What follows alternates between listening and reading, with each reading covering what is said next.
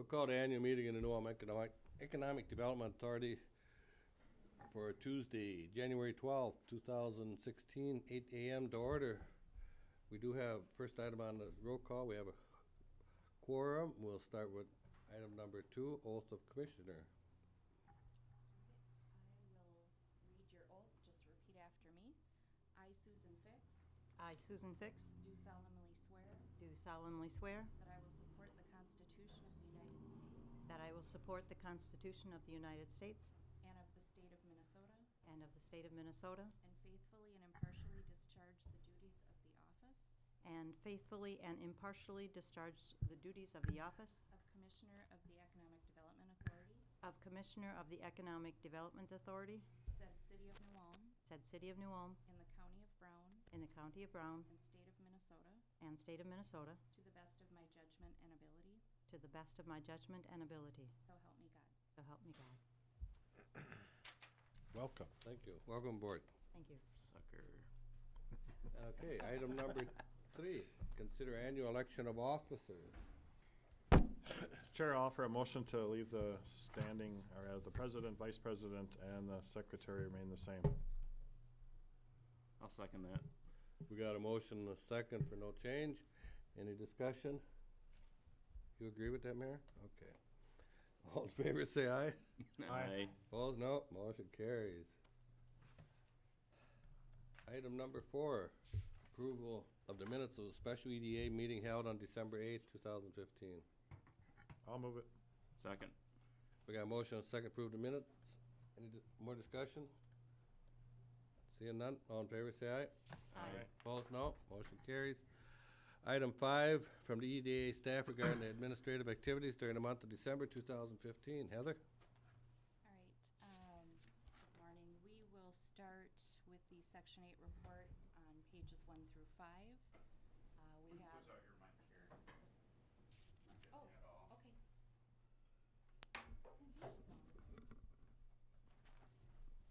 Gotta do the oath again. Wait a minute. I had that memorized. I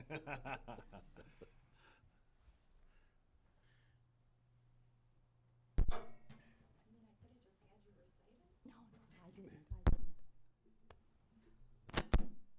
Used to taking so many oaths already, right? So,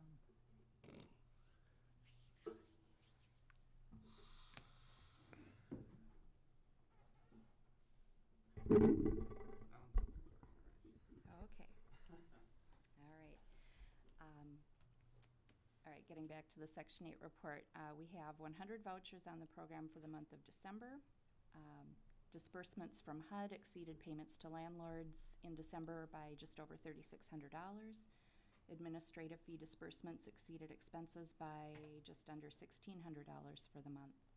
Note the unaudited balances on pages 3 and 4 of your report, and on page 5, note we did increase to 103 vouchers as of January 1st with a waiting list of 77, and staff continues to issue vouchers.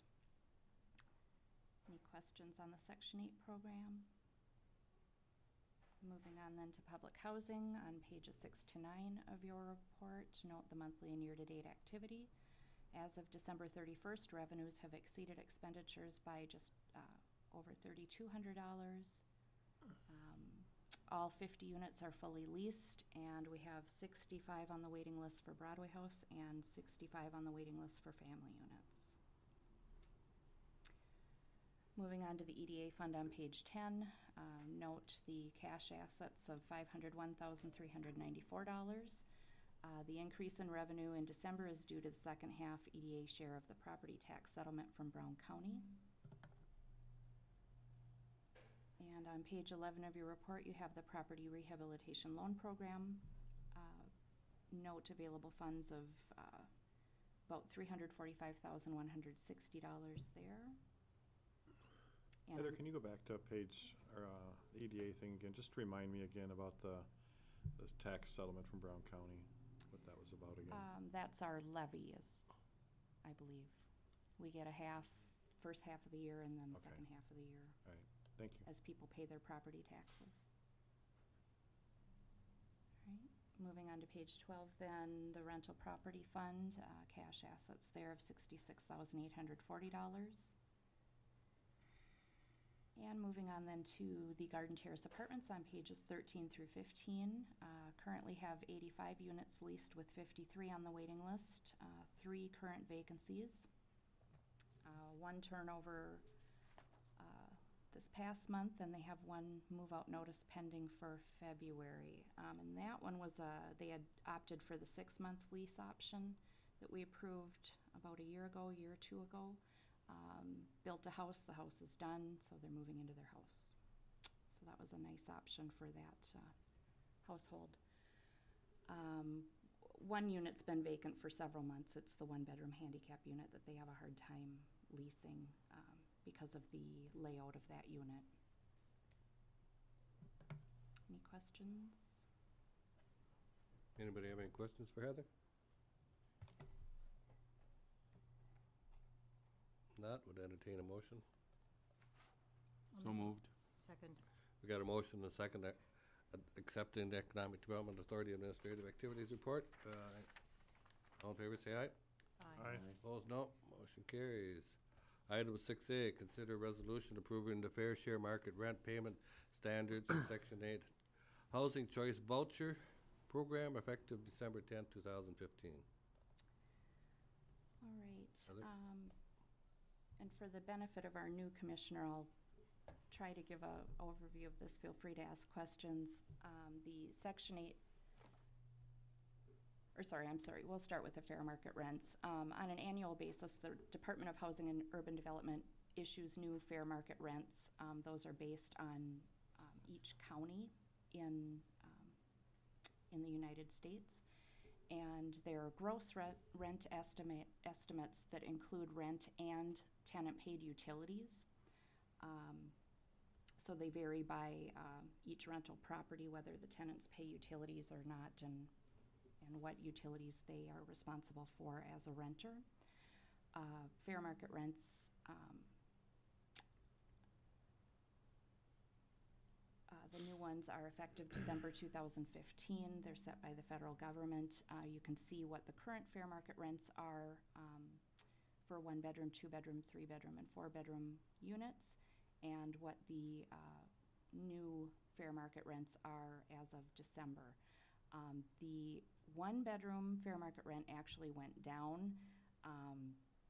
I disagree with that. I have been finding that rents across the board have been going up, so I don't know where they come up with that number. Going down to $498 on a 1-bedroom. The rest increased slightly, up to $658 for a 2-bedroom, $817 on a 3-bedroom, and $902 on a 4-bedroom. And then moving on to how this affects our Section 8 voucher program, we set payment standards for that program based on the fair market rents for our county. They have to be within 90 to 110% of the fair market rent for each bedroom size. And so I took a look at the current units on our program and ran a report. HUD is directing HRAs to set the payment standards for the voucher program high enough so that less than 40% of participants are paying over 30% of their income for their gross rent, which is their rent and utility expenses. When I did the analysis of our current snapshot of our program, we had about 64% paying more than 30% of their income toward their gross rent.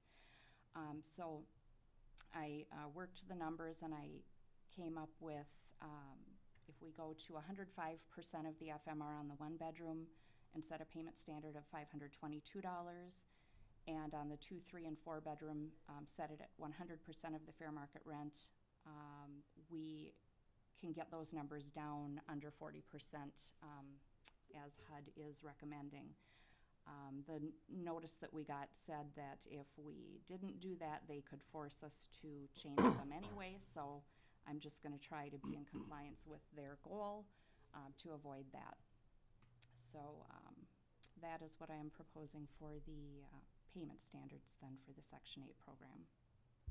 Any questions? Any questions? Seeing none, entertain a resolution. I'll offer the resolution, waive the reading. I'll second it. We got a motion and a second to offer the resolution, waive the reading. Any more discussion? Seeing none, all in favor say, oh, Finance Director. Heather, please call the roll. Commissioner Fix? Yes. Commissioner Gugesberg? Yes. Commissioner Schultz? Yes. And President Schmitz? Yes, motion carries. Item 7A, consider resolution approving the flat rent chart changes for the public housing program effective December 10th, 2015. Heather? All right, the flat rents for the public housing program are also reviewed on an annual basis, and we typically coordinate that with the new FMRs when they come out. In the public housing program, again, tenants pay approximately 30% of their adjusted income for their rent and utility costs. We set a flat rent for this program so that families that are on the program, if their income goes up significantly, paying 30% of their income sometimes can end up being, $1,200 a month. The flat rent kind of caps it at the market rate rent for our area so that they don't end up paying well over market rate rent. So the proposed flat rents, again, on the one bedroom, I am leaving them at the current rate of $542 rather than taking them down to the lower FMR that they came out with, because I don't agree that that's market rate for our area. I'd like to keep it at the higher of $542 that we currently have. But the 2, 3, and 4 bedrooms, I did adjust up slightly to the fair market rent of $658 for a 2-bedroom, $817 for a 3-bedroom, and $902 for a 4-bedroom. What's more popular, the flat rent or the income-based? Well, when the income is lower, they opt for the income-based because they're paying less Right. than the flat rent. But if their income goes up, they opt for the flat rent because, like I say, it caps it out. So are more people, It's maybe once or twice a year that I have a family that, where the income base would be more than the flat rent. It doesn't happen often. And typically when that happens, they move on, they buy a house, or they move into the market rate rental market and leave our program. Which opens it up then for someone that needs it, so. Is this something that we're required to have as a second option, or is this just something We we've are. done? We have to offer them income-based or flat rent, and as such, then we need to set a flat rent And they can choose these options annually. once a year. Okay. At their annual re-exam. Mhm. I'll offer the resolution. Second. We got a motion and a second to offer the resolution, waive the reading. Any more discussion? Seeing none, Heather, please call the roll. All right, Commissioner Fix? Yes. Commissioner Gugesberg? Yes. Commissioner Schultz? Yes. And President Schmitz? Yes, motion carries. Item 7B, receive a public housing assessment system score for the fiscal year ending June 30th, 2015. Heather? All right, so the Department of Housing and Urban Development, or HUD, periodically requires the authority to complete an assessment of the public housing program. The assessment is called the Public Housing Assessment System, or their acronym is FOSS. Through this assessment process, HUD identifies projects or agencies that are experiencing difficulties, and then they focus their resources on those projects. Attached is our report with information on the required indicators that they look at for our fiscal year end of June 30th, 2015. And we received a score of 100% on our assessment. Thank you. Anybody have anything for Heather? That the normal score that we get? I think we got 99% once. And I think every other year we've had 100%. It just goes to show the good work that you do in keeping this organized, so congratulations. Thank you. Entertain a motion receiving it. So moved. Second. We got a motion and a second to receive it. Any more discussion? Seeing none, All in favor, say aye. Aye. Opposed, no. Motion carries. Item 7C, receive a schedule of approval for the fiscal year 2016 annual plan and schedule public hearing on adoption of the plan. All right. Heather? The annual plan is a guide for public housing authority agencies to line out their policies, programs, operations, and strategies to meet their local housing needs and goals. There's two parts to the PHA plan. There's a 5-year plan, which we did last year, and the next 4 years we'll do an annual plan according to the schedule set by HUD. So it's time to start looking at that for this year, and we are proposing setting a public meeting for our April EDA meeting, April 12th at 8 o'clock a.m., which we will advertise in the local paper to invite the public to attend. This is where we start looking at our potential capital fund projects for, we'll be receiving, I assume, a 2016 capital fund grant. And that sort of thing. So, just outlining the schedule at this time and setting the public hearing.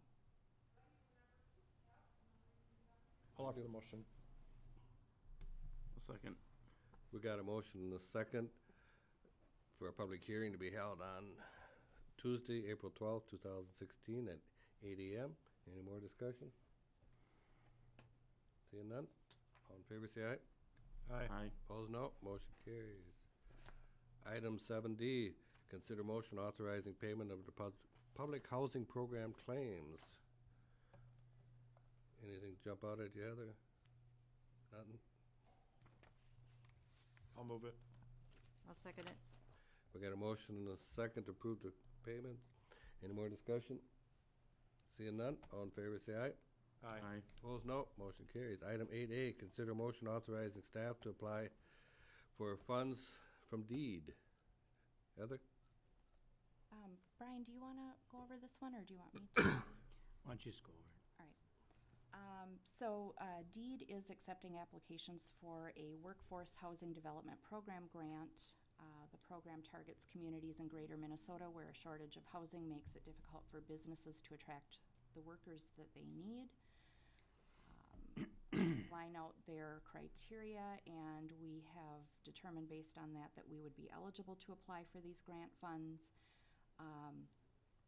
In talking with Brian Tohall at the Economic Development Corporation and asking if he's heard any feedback from local businesses that they're having difficulty recruiting, and he indicated that LK Manufacturing has mentioned that the shortage of housing is making it difficult for them to recruit, and I have requested that they send a letter to that effect that would need to be sent in with the application should we choose to apply.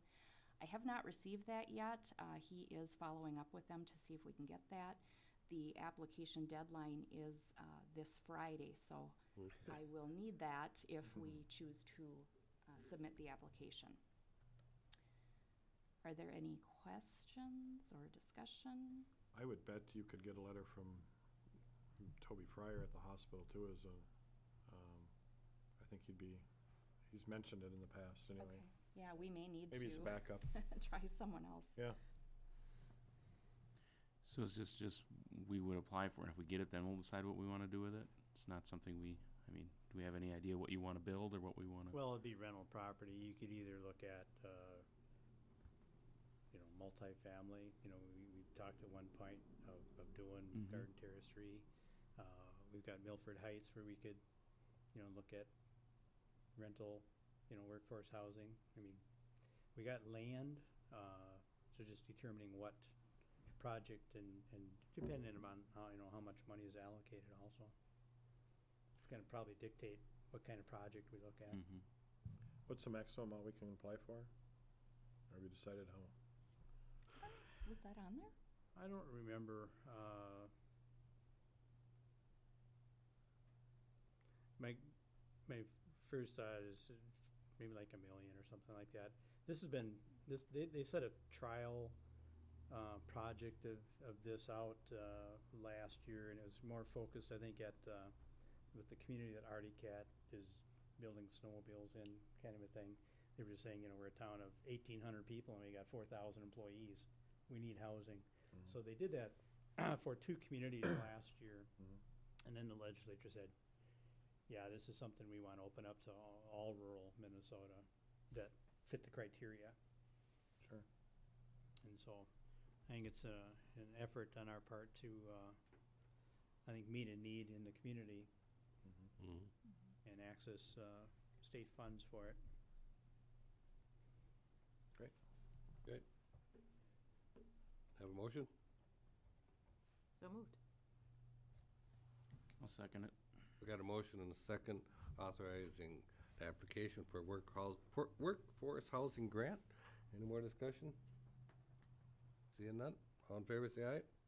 Aye. Opposed, no. Motion carries. Item 9A, consider request to streamline the banking and accounting practices for the Garden Terrace Apartments. Heather? Yeah, this is something that Reg and Nicole and I, along with Lloyd Management, have discussed in the past.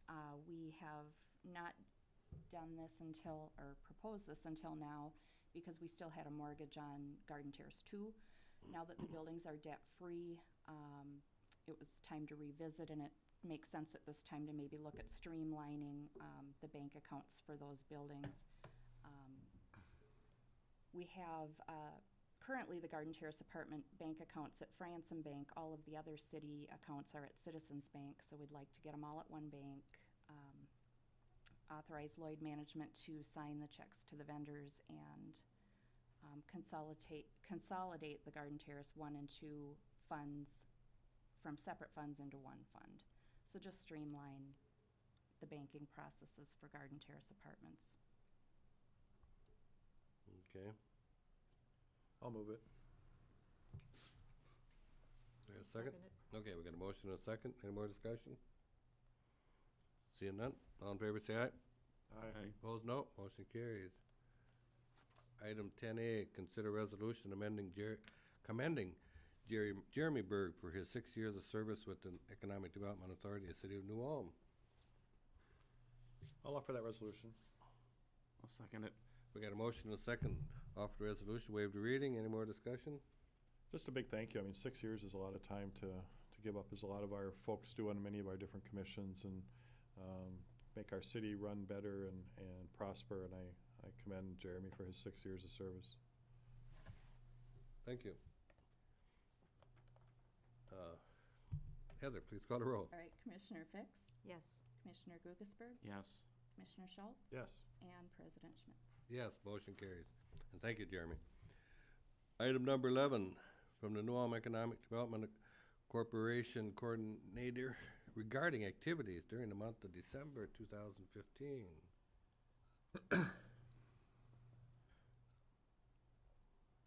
I'll move it. Second. We got a motion and a second. Any more discussion? Seeing none? All in favor say aye. Aye. Aye. Opposed, no. Motion carries. But no more business. Meeting adjourned.